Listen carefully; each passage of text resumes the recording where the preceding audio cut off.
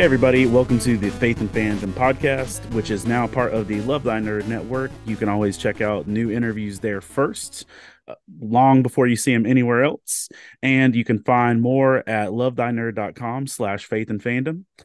Today I am joined by the astounding, the internationally known, award-winning El'Ja Bowens of Poetry in Motion LLC and a million other things. LJ, tell us who you are, dude. My name is, well, first off, thank you for that introduction. I greatly appreciate it. It's It's like sometimes, if my DJ stuff wasn't packed up, I'd have you an air horn and like doo, doo, doo, oh, the whole thing. my name is El'Ja Bowens. Everybody knows me as LJ Bowens. I am a spoken word artist, poet, author, event coordinator, host, creative writing workshop facilitator, father, husband, a person that's always just trying to make sure I'm just being positive when I'm around people and being positive for myself. And I'm very happy to be here on this wonderful podcast with a good friend of mine. So I'm just happy to be here. So, uh, out the gate, what is poetry in motion, and like tell the people what that is, what that entails, what that covers. Yeah, definitely. So to talk about poetry in motion, should give a backstory. So back in I want to say 2009, me and a friend of mine by the name of Yolanda A. Barnes, who is a artist that goes by the name Yogi with two eyes. I always We love that name. I know it's dope. So we started up a open mic event actually entitled Poetry in Motion, where we used to do a lot of work with like open mic artists, and we also used to do like theme nights and everything of that nature. It was a one of the biggest events here in Fayetteville, and it was like short lived, to be completely honest, because of the venue we were at. And years later, when with everything that goes on, building on my brand and building on myself and my artistry, I wanted to come up with a dope name. And the Poetry in Motion name just kind of stuck because it was one of those things that we love so much and I didn't want to let die out. And of course, talking to my sister, because we both came up with it, I wanted to make sure I got permission to make sure everything was cool. She was like, run with it because that's something we shouldn't let die out. So Poetry in Motion LLC became just that. It's a brand where we deal with spoken word artistry. We do performance workshops, writing workshops, poetry workshops, but we also do a lot more now because of everything that's happened over the years. So aside from that, with it being Poetry in Motion, we also do curating and event planning, because a lot of people always ask us, how do you put together a good open mic, not only just for entertainment purposes, but for community purposes? Like, what's kind of blueprint can we do for these? So we do that. And then, of course, for hosting, it's just hosting events, whether it be poetry, whether it be festivals, whether it be Comic Cons, like we just recently done, and going from there. And that's kind of how the brand was built based on those particular things that I've done over the years and things I love, because it's just all of it encompasses me and always be an emotion, because poetry literally doesn't have to always be words and at all the time. It can literally be just how we see ourselves in life, because it's a story that constantly keeps going with so many changes and so many variations. Nice. Now, I know you cover a lot of ground, and you host all the different things, you do all the different things. Ask you a question. If this is like too personal, don't answer it. But like, how functional of this is this as far as a living? Like, That is a very good question. I've been asked this question numerous times before, because it's kind of hard to explain, because I think everybody has some type of process. So functional as a living, I can if I'm being completely honest, it's one of the reasons why, aside from a military VA loan, it's one of the things that helped me buy my house. I mean, it's easily profitable if you know what you're doing. I always say that with this type of work, it's a lot of grinding. I'm gonna be completely honest with you. It doesn't just happen overnight. It takes a lot of building as far as branding and everything of that nature to get to the particular pockets where it's easy to make it as a thing that you can live by and make it a living, because it's it's one of those things where, if I was to be completely honest with you, there was one point where I was working a job. I was working a full-time job, and I used to work at CarMax as a car salesman. And I was still doing my artistry, but my artistry wasn't somewhat the full-time thing. The CarMax job was. And then all of a sudden, because of my artistry, they fired me because of my artistry, because I did an event and a few people noticed. So it's easy to talk about now, but at the time it wasn't. But I literally was doing an event at Duke University for military veterans, put in my time to be off. And then the next day I came back, I got called in the office. They said I was a no-show when I wasn't a no-show, and I had the proof to show that I wasn't a no-show. And LGM at the time just fired me. And I literally had to live off my art for a whole year before getting hired for another part-time job. And back then it was hard because it was, how do I put so much work into something now? Now, granted, I was happy and I was like, yeah, I can live my artistry, but I didn't realize how much of a grind it was, because at this time I was only just doing poetry events, just performing poetry, not doing everything I'm doing now. But within that year of that struggle, it literally helped me learn a lot more as to how to diversify everything I do and use everything I do in order to make a living off of it. So now it's good to do because of the work put in, the the pay is a lot more too, because of all the years of putting in the work. Is more of a price to dictate, and it's very functional. But I also will tell you that you have to have a lot of patience planting the seeds and planting the time, because you also have a family you have to worry about. I'm a married 42-year-old. Now the good thing is I have two grown kids, so it doesn't affect as much. But I know it was a strain at one point to try to be functional with the business and to be functional as a family man. But in time, it became a good balance, and it worked out for me a lot. Now, that's just my recipe for how it works, but everybody's is different. What would you tell someone that wanted to actually make poetry a living? Like if you wanted to take your artistry in that capacity, like what are some, like I know everybody's process is weird and different and unique. What would be some basics you would tell somebody, like here's a few things you could do? The first thing I would tell poets to do, or anybody that wants to get into poetry and make it a living, the first thing, and it's going to be different now, but I will always tell folks to always go to an open mic, like your local open mics, or even what we used to call dummy trips. As long as you got the money, you could go somewhere within a 250-mile radius where open mics are happening with poetry or even music and poetry. Try to go to those events just to get your name out there and let everyone hear your work. And this is what we were doing back in the, like, maybe 2009 up.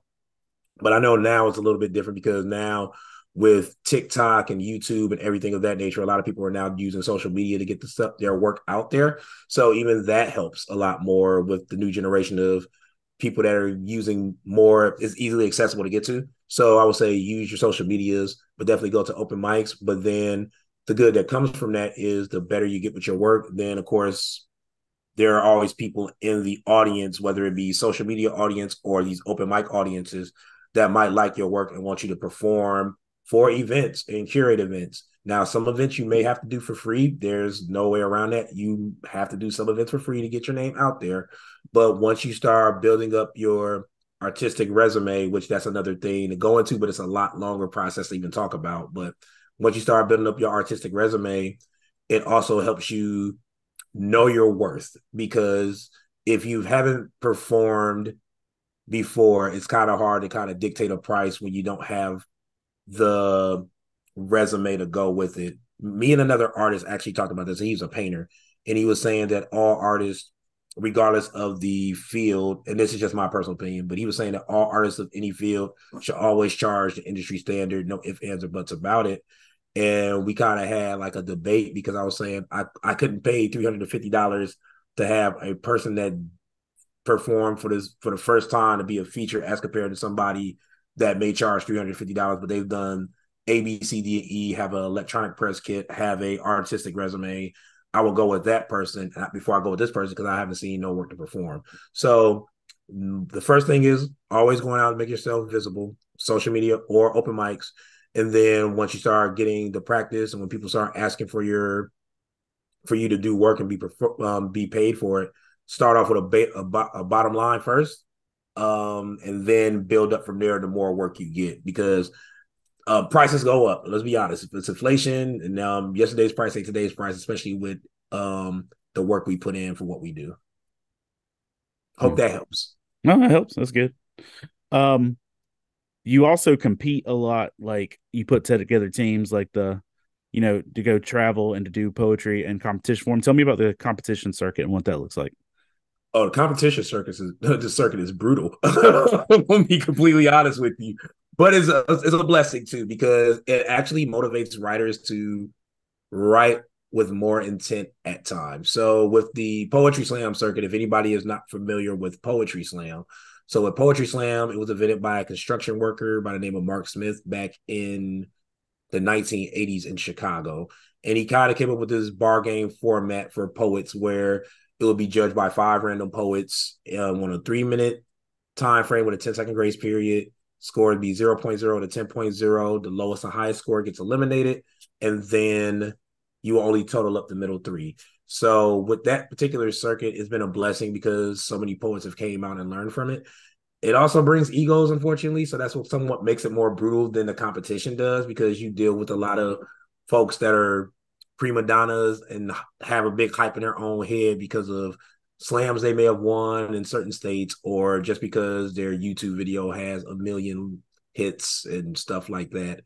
But competition wise, it's always good because iron sharpens iron. And with the team we got, which is the Detour Slam team, we've been around since 2019. And this past one, the past Southern Fried Poetry Festival, which is the biggest poetry festival in the country, the past one we just did this year, we end up for the first time actually being ranked within the top 4 of the country, which has never happened for any Fayetteville team in existence of Poetry Slam going to this big festival. So that was a big thing because if it were not to happen again, I mean, by all means, you always want it to happen again. But if not to happen again, I get it.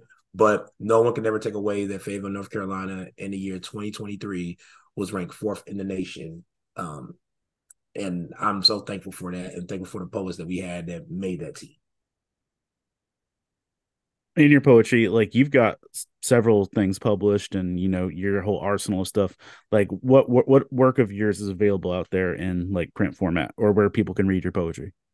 Easy. So print format, I have a few books. So I guess I want to talk about all of them. But the first one, I'll talk about the first one, and by all means, people can buy it. I have a love and disdain for this book. So my first, Well, it's me. It's like I don't even carry my first book at cons. I'm like, nah, we don't need that. yeah, but I always like to talk about my first book because it's a learning curve, and the reason that's why I always bring it up. So there's a book. The first book I had come out was called So Many Things to Say, and it was just me putting out poetry, getting it out there. I had money from when I was in my last deployment before I got out the military, and a lot of people was like, "Hey, you should publish your book." So I published a book, but the horror story to that is that I went through a publishing company called Author House and self-publishing, but what ended up happening was there was no author print price. And that means that for any book you get, you have to pay full price for that book. Retail. Ooh.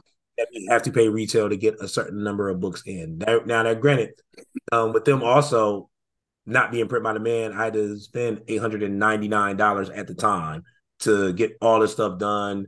They gave me a website for a year. They gave me an ISBN number, but they only gave me 15 author copies just to have, and that was it. And the other part to that was the royalties, because the royalties for a book that I was charging $10 for, the only royalties I will see, and I remember it to this day, was $2.10 for royalties from when a book is bought online. So I learned a lot from that, and it took me a long time to actually publish another book. When I published that book in 2007, I didn't publish another book until 2016, and that was my chapbook Anywhere But Here. So Anywhere But Here was the book I had come out in 2016, and I Tell people started. what a chapbook is. Oh yeah, sorry about that. So poetry chapbook is basically like a small collection of poems that kind of makes up a chapter. So that's where the whole term chapbook came from, is like chapter book. So it was 10 poems that got put together. And it was during that time of everything that was going on in the world, dealing with racism, dealing with social issues, dealing with gender identification, stuff of that nature that made any person want to be anywhere but here. So I came out with that book, and we did a little mini tour with that book when it came out. The mini tour was phenomenal. And it kind of got me back in the bug of wanting to write books again, as to just doing poems, performing it, going to these events. And when people are asking, hey, do you got a book? as compared to when I was doing what's known as a spoken word album. And was like, you know what? Maybe it's getting back to folks want to read as to listen to everything, which is one of the same depending on the people. But for the market, it actually changed back to people wanting books more than CDs. So it got me that bug going to write again. So after that, I came out with a book called Blurred Lines, which is basically blurred standing for Black Nerd. It's just a little acronym. And it helped me use everything I love with pop culture to talk about real life issues. So like Eeyore's Dilemma was a poem that came from there. And it literally just talked about depression and how Eeyore deals with depression. And we always wonder how we deal with certain things, but hearing it from like cartoon characters and what they deal with these situations, it was fun. So that book, which then went to 310, which that's a book based off of poems are written around life hacks that are easily acceptable and easy to do, and just basing poems off of that. From 310 became another chapbook, which was called Blackout. And Blackout was more so of a failed a failed project that I sent to Duke University for this documentary grant that I didn't get awarded for. But I still said, you know what, let's publish the book, see what happens, because it's a chapbook, and I didn't want the work to just get thrown away or put to the side. And didn't realize that when putting this book together, it's a chapbook that can be read forwards and backwards. I did not realize that until like people told me that after buying the book. And I was like, huh. So that was interesting to find out. And the last full-fledged poetry book I had come out was this year called Before. And with Before, it started off as a 30-30 project. Well, 30-30 is so National Poetry Month. It's basically you write a poem for each day of the month. And I always try to do a challenge for myself. So every poem started with the word before, and then it will be like something else after it. And that ended up turning into a full-fledged project with some more poems added. And I didn't realize that that book was somewhat semi-autobiographical, because a lot of those poems, after reading them, I was like, wow, these are just poems I'm really talking about myself. And for me, it was healing, because I rarely get the chance to I really get the chance to vent. I really get the chance to open up about myself. And it took a long time to do that. So with that book, it kind of was a more of a way of me getting stuff off my chest, talking about stuff that happened in my past and embracing what is now. And that was the last book that came out. So a lot of those books that I just mentioned are available on Amazon.com. And they're also available easier if you go to my website, which is poetryinmotionnc.com. That's poetry, the letter N, motionnc.com. I know that was a long roundabout way of explaining all that, but Now, do you have your stuff in audio format anywhere? I don't, and I really want to do that. I'm just trying to figure out the time. That's basically it, the time to sit down, go through each book, put it in the audio format, and just put it out there, because I really want to do it. It's just I got to sit down and say, okay, I got this amount of time to go ahead and do all of this work. Because with me, I don't want to be a person that says, I'll start now, come back to it, start like a month later, come back to it, and leave and come back. Like with audio format, it's something I would want to get done in like maybe 3 days. But that's just how my mind works. Just saying, I feel you. That's like, I mean, because I mean, like we said, we're different animals and how we do stuff. Like, just for like, even if it was like, let's say, how many poems do you think you got collectively? Like, put it everything together, oh, this is just the ones that's published, right? published ones. Okay, just the published ones. I'm gonna go on a rough guesstimate and say published, because I didn't mention none of any chat books and other projects I was part of. I'm gonna say probably around. I would say probably close to 225. That's a lot, bro. It is. It's a and like I said, we haven't even talked about that stuff I don't have published yet. Right, But yeah, I'm gonna say about 225. man. Because like, just throwing at you, man, you might even want to consider, if instead of like trying to do it in a lump, if you sit down and do it in on a podcast format of you drop, let's say 3 poems a day, like as individuals. Because now one of the great things about podcast channels is, like, say for instance, when this goes up on my podcast channel, Mm-hmm. I'm going to load it one time. one time. When I load it that one time, it's going to go to Google, Apple, Spotify, iHeartRadio, Amazon, and will all be listed as an individual track. That is dope. So believe it or not, I don't know if your folks going to see this. I was writing this down to make because I was like, that is actually a good idea. I put a star by it and everything. So Because I mean, because think about it, like literally, if you drop your poems as individual tracks, that means your name is going to pop up on Spotify 225 different times, where people can actually that can make part of your deal is like make sure you pre-save this poem that's going to drop, or make sure you favorite the El'Ja Bowens channel on Spotify. I'm just saying, like, okay. Look, I get ideas, man. Trust me. You know, man, I'll set up a little studio. You can set up and record. We'll knock it out. No, it'd be even better. Hold up. Yes, not that you need my brainstorming for everything. What would be dope is if you set it up as an event where you record it live for people to actually come hear the recording, be part of the process. That way you get the crowd feedback off your stuff. I didn't even say you got to memorize it all. I'm just saying you could just read your poems. A Night with El'Ja Bowens recording party, whatever. You know what's funny? So 2013, I did a spoken word album that was done live. It was a big apple. It was a big apple, and I called it a life in a day of LJ. And it was just like random poems I did. My friend that was a DJ at the time by the name of Chris Wright, he set up the room in a way where the room was recording all the sounds of the audience, but also recording me.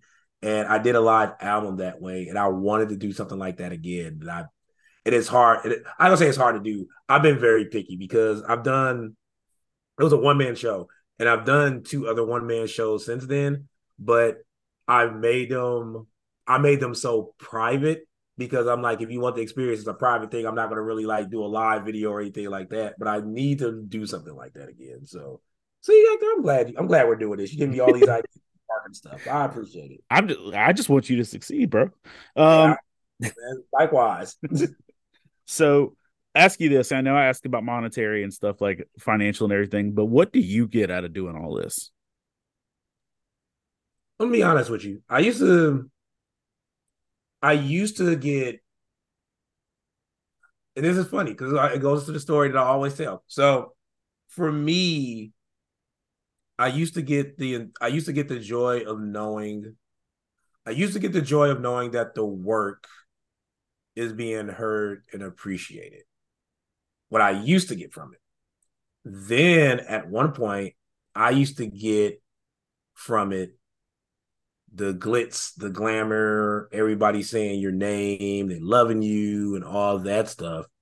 And then it took an intervention to have like for me to be reminded of the true reason why I do this stuff. So for me, what I get out of it is the fact of knowing that this work is not only my story, but it's other folks' story, because I'm not the only one that's went through what I go through. I know I'm not. But the fact is, it's purpose behind the words, and the purpose knowing that knows that it can save a life or it can help many. So for me, what I get out of it is just being happy that there's purpose in this work, knowing that this work is gratifying. Yeah, it can be entertainment, but it's also education as well. And it also helps edify people, and it helps bring a light to certain topics, certain things. And just a poem could be a thing that affects someone's life and change for the better. So I think for me, it's more so what I get out of it is just the purpose of knowing that this work is good work. And I will always put that over anything, because even when we talk about monetary, it's good to get the monetary from it. But for me, I'm going to be honest, I just like the purpose of knowing that this work is changing people in a positive way. And that's what I love about doing what I do. And that's what I love about art in general, because art is meant for you to feel things. And you always want it to be more in a positive than you want to be in a negative, because even with art, you're going to get that. You're going to get the positive reaction. You're going to get the negative reactions. But as long as the positive always outweighs the negative, then that's what makes me happy. And as long as the people are happy, with knowing that there's other folks out here like them, I'm good. That's all that matters. And your poetry is your like your big thing that you have a lot of the most acclaim for, but like around here, especially like with what we were just at a few days ago, is like Nerd Slam is where people know you from in certain bubbles. um like you and I've been working with Nerd Slam for a hot minute. I, um I think longer than one of my kids has been living. um Maybe not, but close. um but like, so let's talk about Nerd Slam, how that got started, what you do with that, where you want to see it go. So tell me about Nerd Slam. So Nerd Slam, it actually originally started in the poetry world. So in nationals, this is before I got to it, and then when I finally seen it, it was an idea that came together from a few poets where they was like, you know what, we should have all these people that say they're nerdy, that's poets, do this competition where we'll judge them based on their nerd knowledge or their topic. We'll have them go against each other, and then whoever wins that that bracket or that particular debate would get a chance to do a poem.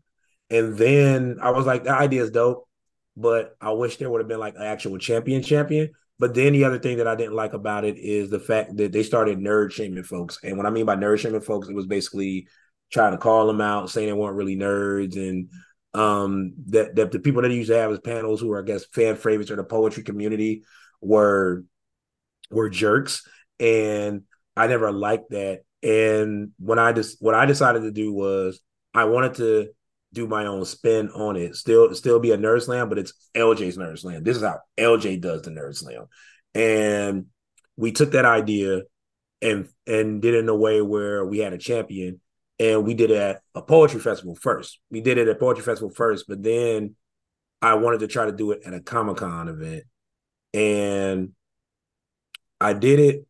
I want to say I did it at LibraryCon first, where I met you, and I always trying to I always have a hard time remembering because it was either at a LibraryCon that we did here in Fayetteville, or is when I came across. No, it was LibraryCon. So yeah, Yeah, it I was think it was LibraryCon. LibraryCon. Yeah, and with LibraryCon, I did it at LibraryCon, and just seeing so many people enjoy it, and then we took out the poetry aspect. That's what really was the thing that sealed the deal for seeing if it would work at a con, because there were people that was asking what were there supposed to be poetry involved, and I was like, at poetry festivals, yes, but at Comic Cons, we're not doing that. And I think it made it easier for it to be accessible to everybody Because than for everybody's not just keeping that thing on them. They don't just got yeah, poetry you on know what I'm deck. saying? Yeah, nobody's not keeping no poem on them, like ready in the tuck, ready to go. So, and then from But there, it like, just yeah, and then it just blew up. It just blew up. It started getting bigger. And the good thing about it, it's evolved. It's evolved from the first time I did it up until now. And there is like it's always changing. We literally, before I slowed down doing it, we were almost doing, whether it be me or Hector doing it, me, Hector, my friend Cartier that passed away a few years back, and his wife, or just myself. At one point, we were doing almost 13 a year. Like that, that's a lot because it wasn't much like in one city. It was like over numerous states and different cons. And I had dialed it back just a little bit because it was just hard trying to get to every con, trying to do it. And it also gave me time to like try to hone it a little bit better too. So where Nerd Slam is at now, it's in a beautiful space. We did our trial run this week for a basically a scary edition dealing with horror movies of certain franchises, and already everybody was like, yeah, we want that back. And the consensus was that it is easier to do the regular Nerd Slam than it is to do the horror. oh, absolutely. but everybody loved that fact because they say now it makes them want to research all the horror movies they love now even more, which I'm glad that it worked out that way. So yeah, so where I want to see it go from here, I will But definitely let. before you go for future, let me just pause. Nerd Slam, for anybody like you don't know what we're talking about, is at a Comic Con, poetry, anywhere where currently how LJ's running it is people will sign up in their field of knowledge, to say I know more about The Office or I know more about Dragon Ball Z or whatever else than you know about what you know about. And people compete in trivia questions on the spot to be able to say who the winner is that capacity. So just clarify. Oh yeah. Oh yeah, just to add more to it. It's like basically March Madness for nerds. So like you were saying, like it could be someone representing The Office going against somebody that's representing Harry Potter. So like that bracket would be The Office versus Harry Potter, but we will only ask them questions on that particular topic. Now, if both of them tie, I get to ask any random nerd question everybody should know. And that's where everybody Which is currently 90s cartoon heavily focused. yeah, but it's about to change after this one. I promise you. It's about to be woo. I had some questions I forgot to bring, but it's a lot more. I think I had like another 150 tiebreaker questions over everything. So it works out.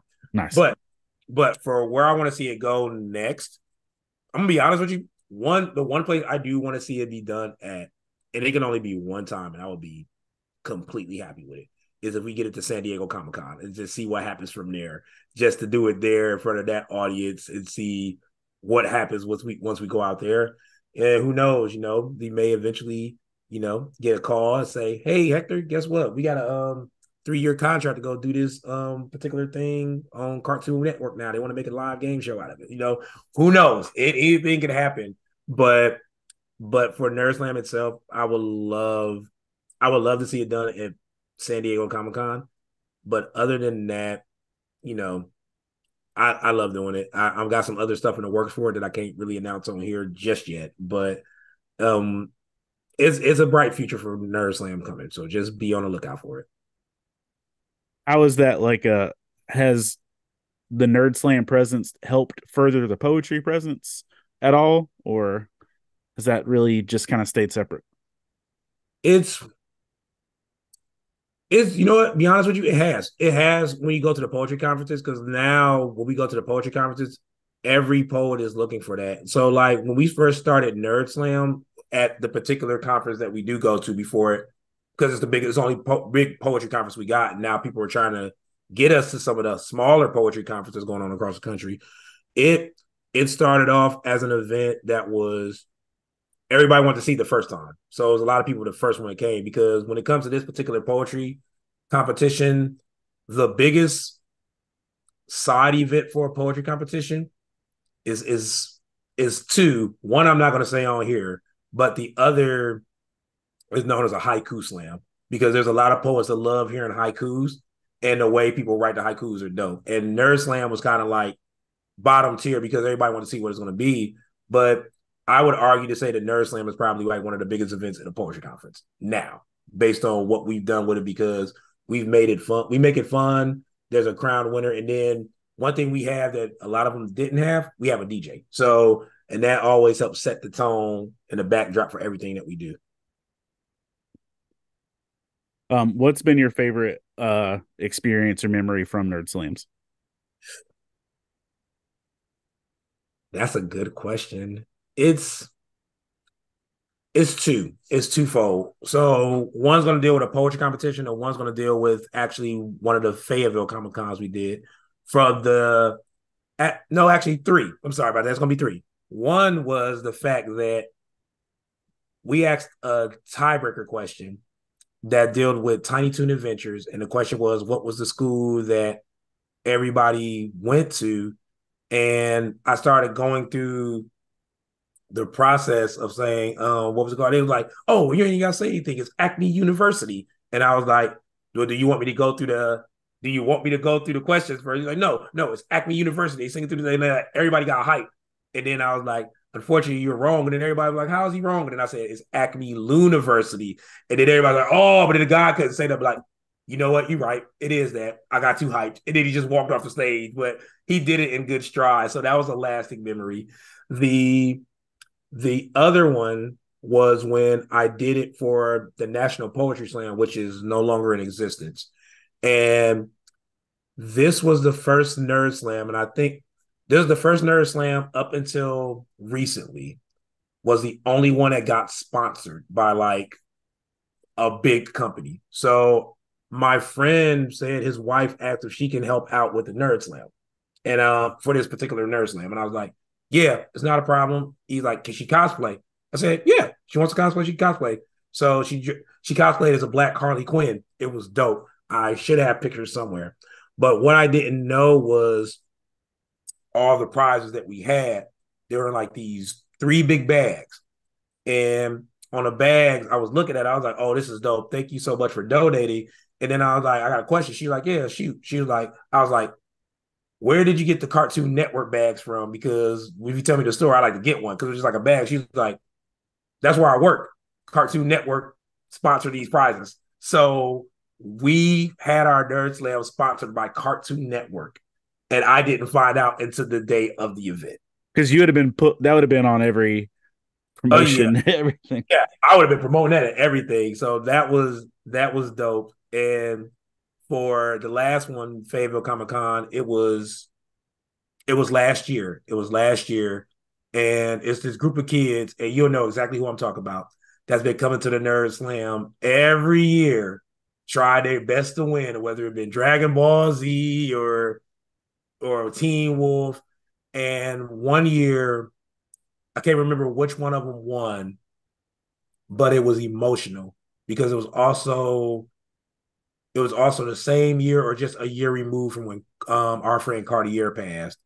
And they took it emotional because they like literally they dedicated that win to him because they was like, if not for him and like stuff we done, they would have never been doing it. And it was like it was good for them to win, but it would have been even better if he was like physically there to see it. So those were the like 3 lasting moments, like one of the top 3 moments of Nerd Slam I've always will take with me, like my 3 best. I just like, I don't know about the favorites, but I think one of the ones that always stands out, that Godzilla kid from Raleigh. Yes. That dude, like, one of the final questions that was down, it was either the last question he had to ask or real close to. I asked him how many Godzilla movies there were, period. And that kid literally, he was 14, didn't realize it at the time.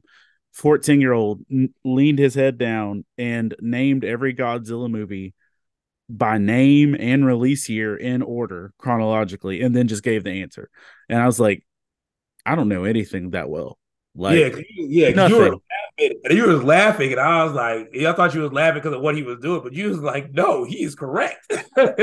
Like, and that's amazing. Like, you can't beat authenticity like that. You No, can't. and a lot of these kids don't get chances to just be impressive with their knowledge about stuff. And because it's just like, especially if you deal with kids that are on the spectrum or have autistic Mhm. capabilities, like that's not usually a place you get to shine. But like this kind of opens up for like being hyper focused on something actually pays off.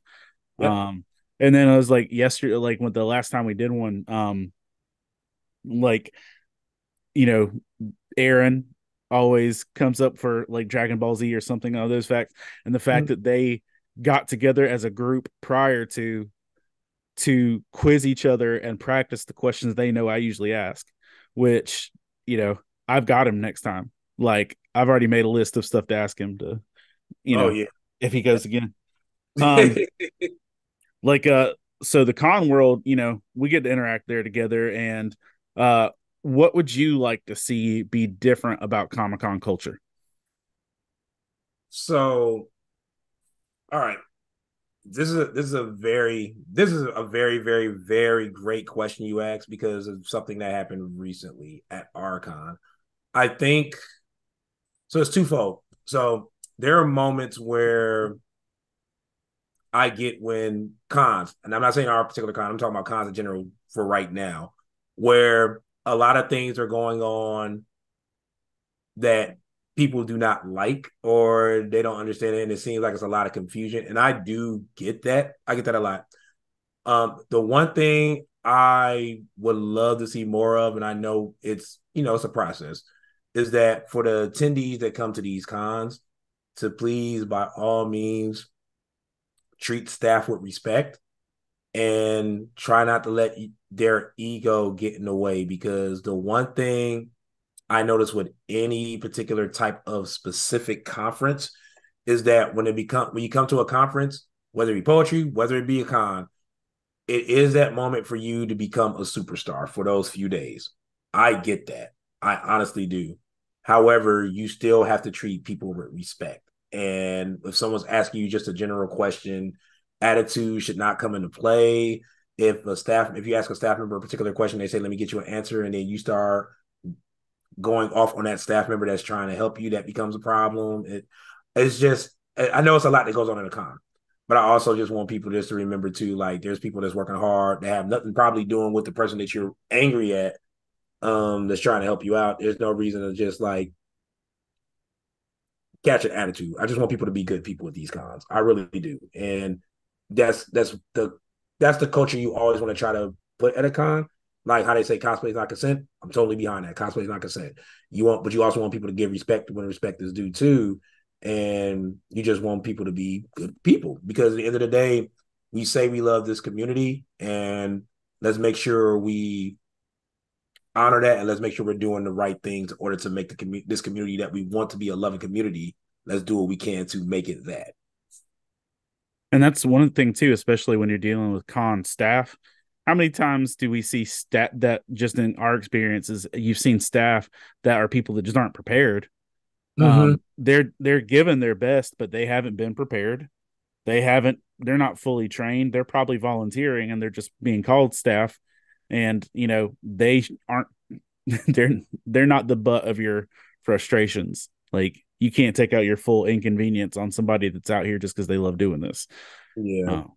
Yeah. So because there's been events that where I'll be doing something, and a person or people will come to me to ask me a question, and then I'll try to guide them to the right person to talk to, and then they'll tell me that said person told them to come see me. I'll start laughing on the spot. So I'm like, wow, that's interesting for me not knowing this topic, but they sent you to me, and you're the person supposed to know. So it's always funny when that happens, but we always make it work, because I personally try to make sure I know a little bit of everything to at least guide everybody. So that's just me. But I definitely get what you're saying, because there are people that kind of get thrown into the fire not knowing how hot it's going to be. Because especially like you barely get like a volunteer huddle. They throw you a t-shirt and you're like, eat. Just all of a That's sudden all of a sudden you've got an angry 53-year-old person dressed like a One Piece character yelling at you because you don't know where to get a badge at. And it's just like, exactly. I agree. I agree. you said you had two things. What was the Oh, the I guess the other thing would be, I guess with cons,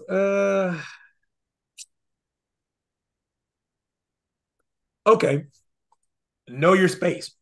Any con, know your space. What I mean by know your space is, if you know you got this many amount of people coming, like make it as accessible as possible. If you know it's going to be over that particular amount of people, just tell people, hey, we sold out. There's only people we can do in a day. Because I'll go ahead and bring it up, and I know they're probably working on it now. GalaxyCon, I went to, and I love GalaxyCon because we do panels there. But I think this year was the first year I felt overwhelmed, not at our panel, but just walking around. I've never felt that overwhelmed before in my life, being around people, because performance wise or anything, you're used to being around a lot of people. But that weekend it was too much. It was like a lot, like so much so that I heard they did panels in like other hotels because they had that many people attending the con this year, and it was a lot. Like it two was, separate hotels yeah, right down the street? it was crazy. Like I would leave our panel. So we did our Nerd Slam panel there, and our Nerd Slam panel very heavily attended both days. But walking out of there, corridor's fine. Walking around, go down the steps. Let's say I want to go buy. Let's say I want to look at some of the guests. As soon as I get down that escalator, it's like people shoulder to shoulder and trying to find ways to get out, trying to get around these long lines of people. It was so much, and I mean, if they got to take a little bit of a hit, I mean, fine. I'd rather them take a hit than have so many people there that it becomes unsafe. Whether something happens to somebody, you can't get the people the medical attention they need because so many people are around there. I would rather be more easily managed. Like any con would be manageable than becoming unsafe and aspects of that nature. Solid. Like I said, I know these are like reaches, but No, that's no, like that's the thing. You and I spend a good amount of time at cons, and we at different shows and different events, so it's a different perspective on stuff with it. And I haven't like since Artist Alley was moved out of Galaxy Con this year, I didn't even see the show floor once. oh yeah, Like I stayed in my safe little bubble. It's like y'all it, can walk around where you want to. What's crazy is there were people that were showing up in Artist Alley that didn't know there was a show floor. They thought that's great. Artist Alley was it. And Yeah. And then even with how Artist Alley was done this year for you guys, it was in a room that was tight. Like it was a lot of people trying to maneuver in that small space that they put you guys in. Like it's a bigger space, but when you put vendors in there with their stuff and you try to maneuver around it, and you have a lot of people trying to see what folks got, it became tight in there too. So it's just one of those things, probably manageable, just better management. yeah, it's just succeeding too hard is a problem. You can, uh, ask you this, and just kind of wrap up with this. You and I have like done stuff together forever, and I think this past July was the first time you and your wife actually got to come to Geek Church, like and actually just be there because we're always all over the place. How was that experience for you? Just I loved it. I honestly was I've always wanted to try to prepare myself for what Geek Church would be, but to go in there, I know it's a concept. yeah, like the Yeah. concept, like I appreciate the concept. 'Cause I know your work and I love your work, so I was like, okay, I know it's gonna be something, but we'll see what he's gonna do, and I kind of got to prepare myself for it, just in the listening aspect, because reading your books is one thing, but listening and seeing you actually do a full sermon, whole other thing, and to see what you did with that particular concept because I don't want to give it away because you might do it another time. But to see that particular concept, to see so many people receiving the word, even at the end when the guy raised his hand and just because of what you did and how you touched that particular person just said, "Can I come give you a hug?" Like Dead. that. That was beautiful, and I will go out on them to say like when it come to cons, cons market themselves as being a place where everyone is accepted, like with the limitations of people that's being hateful, but it's everything is accepted. And I would say that that particular panel should be at a lot more cons, and I stand on that because you never know what they're going through, and then people use everything in the pop culture as a reference to help them with a lot of stuff anyway. That's why so many people resonate with certain things. Like for me, the writing behind My Hero Academia, like at some point in any of those stories, I lived that. Like the fact of one of the episodes or one of the chapters of the manga where um All Might lost his best friend, but it took his best friend's death to really like speak back to him. Like stuff like that. I've been through that.